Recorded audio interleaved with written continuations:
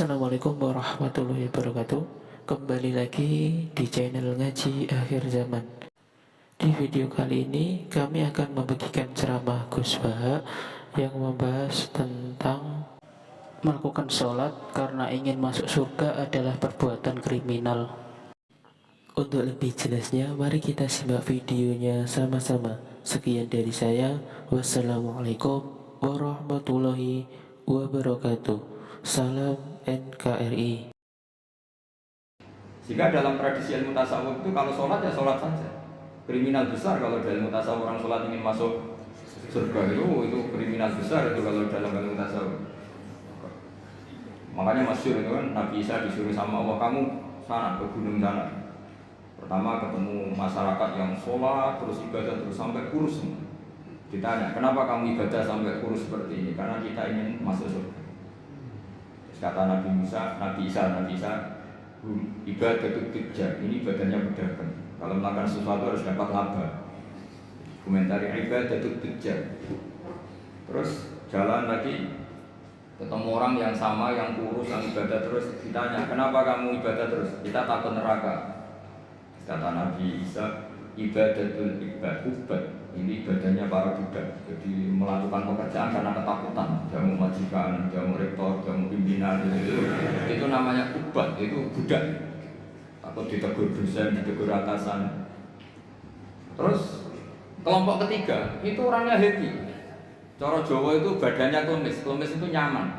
Air mukanya ya nyaman, fisiknya ya nyaman, terus ibadah ya nyaman. Ditanya, kenapa kamu nyembah sama Allah?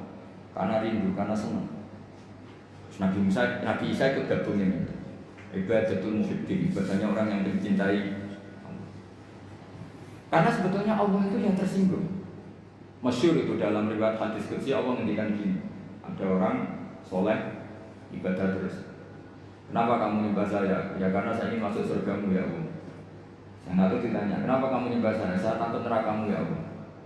Terus kata Allah, laulam akhluk jannatan walana ron alam akun ahlan an uto'a. Itu masyhur. Sama harus hafal hadis itu supaya nanti ikhlas. Ya dihafalin aja, gampang hafalannya. Laulam akhluk, andaikan saya tidak menciptakan, akhluk itu mutakalim, jannatan, saya tidak menciptakan surga walana ron, dan tidak menciptakan neraka. Alam akun ahlan an uto'a. Apa terus aku ora pantes mbok sembah? Gue tetap pantes Gusti. Nah itu makanya saya itu kalau ngaji di mana-mana tuh bikin analogi. Saya ini kan orang yang sering bikin analogi tentang ilmu-ilmu hakikat. Misalnya gini, sama tak tanya, ini mic ini warnanya apa? Sama jawab apa? Hitam kan? Minta bayaran apa enggak? Enggak kan? 1 tambah 1 itu berapa? 2. Kita biasa ikhlas mengatakan 1 tambah 1 2. Tidak bilang gini, kalau dikasih 1 juta tak jawab 2, kalau enggak tak jawab 4. Enggak begitu kan? Artinya kita sering ikhlas mengatakan 1 ditambah 1 2. Itu ikhlas sekali. Nggak ada yang bayar yang jawab 2. Tapi kenapa saat Anda mengatakan Allah Tuhan juga itu hakikat, nunggu digajar surga? Itu kan kacau sekali di dalam ini. Kita sering ikhlas mengatakan kebenaran. Misalnya 1 tambah 1 2. Ini meja warnanya hitam. Ikhlas nggak teman? Ikhlas. Tapi saat Anda mengatakan Allah itu Tuhan, minta surga. Ya tapi maklum kamu tidak usah ke sana, nanti gak jadi dosen jadi wali nanti repot. Nah ini cerita aja, cerita bahwa dosen juga bisa jadi wali gitu. Tapi nanti kalau latihan ya itu tadi, gak usah gaji, gak usah penghormatan, gak usah macam-macam. Bisa masalah kan, masalah di rumah maksudnya, gak masalah di kamu. Tapi itu memang latihan, ilmu itu harus dilatih. Sehingga kita ini sama Allah malu. Malunya adalah saat kita mengatakan 1 tambah 1 2 tidak karena upah, hanya karena ingin kita ngomong hakikat. Hakikatnya memang 1 tambah 1 2. Nah Allah itu hakikatnya Tuhan. Di mana-mana Tuhan itu ya layak disembah. Makanya kata Allah, andai kan saya tidak menciptakan surga atau neraka, apa lalu kamu tidak nyembah saya? Bisa saja orang ini jawab, ya enggak lah Gusti, rugi ngapain kan? Ini kan masalah gitu. Makanya sebenarnya Allah itu tersinggung sama orang-orang yang nyembah karena surga atau karena. Tapi karena Allah itu zat yang baik, meskipun tersinggung itu ya baik-baik saja. Ini bedanya Allah sama makhluk. Artinya Allah itu zat yang sangat rahman, sangat ghafur. Meskipun tersinggung itu ya nggak apa-apa, tetap tetap mengapresiasi ibadahnya orang-orang, kemudian diberi pahala apa? Maka dalam cerita-cerita sufi itu masyhur. Suatu saat Rabi'ah Adawiyah itu bawa api, bawa oncor. Kalau dulu itu oncor. Ngerti nggak apa? Obor itu. Yang satu bawa air 1 gelas. Ditanya, kamu mau kemana? Mau membakar surga dan memadamkan neraka. Kenapa? Ya?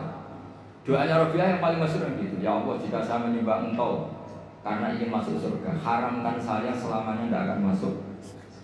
Dan jika saya menyembah Engkau karena takut neraka, neraka akan saya isi sendiri, tidak usah diisi yang lain, saya saja. Karena ini sudah ilah darajatil hakikat.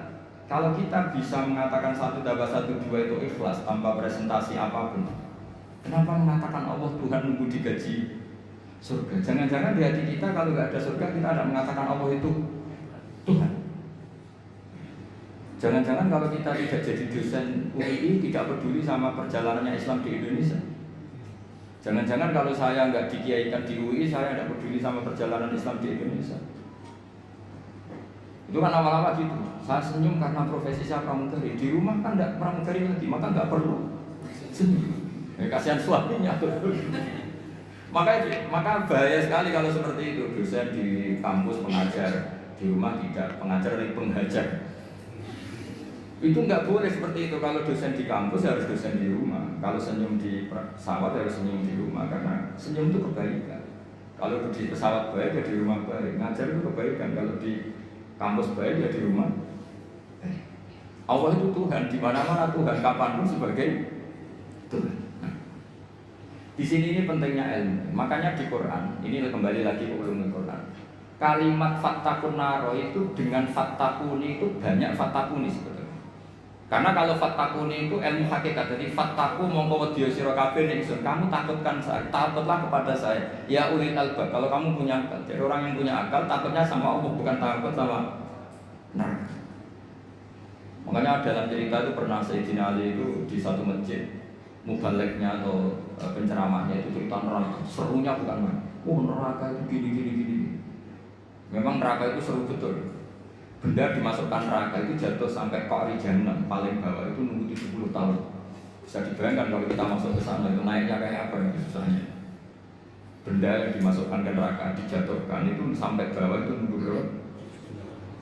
Bisa kamu bayangkan kedalamannya. Neraka itu menghabiskan meteran berat. Benda dijatuhkan ke neraka itu sampai bawah nunggu berapa? Wah, enggak apa ya? Wah, semua cerita neraka sehingga hadirin itu nangis semua. Sayyidina Ali pas liwat terus si penceramahnya dipanggil. Kamu membuat mereka takut oleh neraka sampai seperti itu. Apa kamu bisa sukses membuat mereka takut kepada Allah sampai seperti itu? Dites, nggak bisa mbak. Terus masyhur itu Sayyidina Ali ngendikan at-ta'jizu an wasfi makhluqin mislah. Masa ngadepin neraka saja sesusah itu? Apapun topnya neraka itu makhluk, sesuatu yang diciptakan Allah. Harusnya kamu lebih takut sama Allah. Sehingga semenjak itu dirubah cara ceramahnya dirubah. Jadi tidak, karena tadi itu yang diikuti ulama-ulama tasawuf. Jadi ulama tasawuf itu orang yang mengembalikan pada akal waras. Ya kayak tadi, saya mengatakan mik ini hitam itu hanya karena apa? Ya memang warnanya hitam. Supaya saya jadi orang waras, kalau hitam dia tak bilangkan hitam, tak katakan hitam. Sama, Allah itu Tuhan. Kapan saja Tuhan, dia sebagai Tuhan. Andai kan tidak menciptakan surga atau neraka, dia tetap sebagai Tuhan. Jadi kesetatusan Tuhan Allah itu tidak bikin neraka atau kita ini adalah orang yang sudah peduli sama pendidikan. Untuk dianggap dosen apa enggak, kita tetap ngajar di mana saja, kapan. Senyum adalah kebaikan. Bahwa kamu sedang jadi pegawai bank maupun enggak ya tetap semuanya harus gitu. Peduli sama yatim piatu ya sudah satu kebaikan. Untuk kita pengurus yayasan apa enggak ya tetap peduli sama yatim. Nah itu ilmu hakikat. Sesuatu itu dikembalikan pada proporsinya. Itu termasuk yang diajarkan Sayyidina Bid'ah Salam. Sehingga kita kalau maknani fattakun naro sama fattakuni wattaquwah, kualitasnya itu tentu tinggi fattaquwah atau fattakuni ya. Karena Allah itu zat yang harus kita sembah, kita puja-puja, kita takuti ya sebagai Tuhan, sebagai Allah. bukan nunggu karena Allah bikin surga atau neraka. Itu dalam ilmu tasawuf. Tentu kita ada mungkin kelasnya ada sampai seperti itu dan tidak perlu seperti itu nanti. Sehingga terus ibadah yang ingin masuk surga itu disebut ibadah tujjar, apa? Ibadahnya para apa? Jadi harus ada untungnya. Jadi Allah betul-betul mitra dagang. Itu sopan nggak kira-kira? Ya Allah tak sembah loh, tapi ada syaratnya. Apa? Ya saya harus masukkan ke surga. Kata Allah kalau nyembahnya tidak benar tak kurangi. Ternyata poin kamu tak. Ya nanti kan jadi panjang, apa? Makanya masyhur itu ada guyonan, ini guyonan sufi tapi nyata. Ada orang nggak pernah maksiat, nggak pernah apa-apa gitu. Toat terus nggak pernah maksiat, masuk surga. Ditanya, kenapa kamu masuk surga? Karena saya tidak pernah maksiat terus ditoat terus. Ya oke, kamu di surga. Umur kamu berapa? 80 tahun. Oke, kamu di surga 80 tahun. Protes orangnya, ya Allah, ibadah saya katanya surga itu selamanya. Kenapa 80 tahun? Kan kata kamu masuk surganya karena amal kamu kan? Kamu amalnya hanya 80 tahun, ya surganya 80 tahun. Yang abadi itu fadl saya, anugerah saya.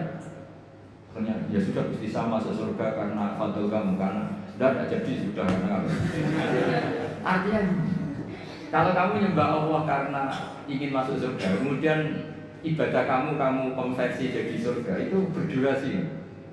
Ya harusnya sholat seperti itu pahalanya hanya sekian, sudah sekian saja. Makanya orang-orang tasawuf itu takut kalau ibadahnya seperti itu. Makanya orang tasawuf itu ikutnya ya walladzina amanu asyaddu hubban. Ya orang-orang yang mukmin itu harusnya sangat mencintai Allah. Ya ibarat gini, Pak. Bapak-bapak yang nggak punya wanita lain atau nggak goda wanita lain itu ada yang karena takut, ada yang karena cinta. Keren man. Kalau karena takut sekali nggak konangan itu ya sudah lampu merah. Tapi kalau karena cinta, konangan ya tetap nggak macam-macam itu. Nah itu orang-orang tasawuf, orang yang sangat mengagumi fitrah salimah, bahwa kita menyembah Allah ya karena Dia sebagai Tuhan, bukan karena Dia menciptakan surga atau apa.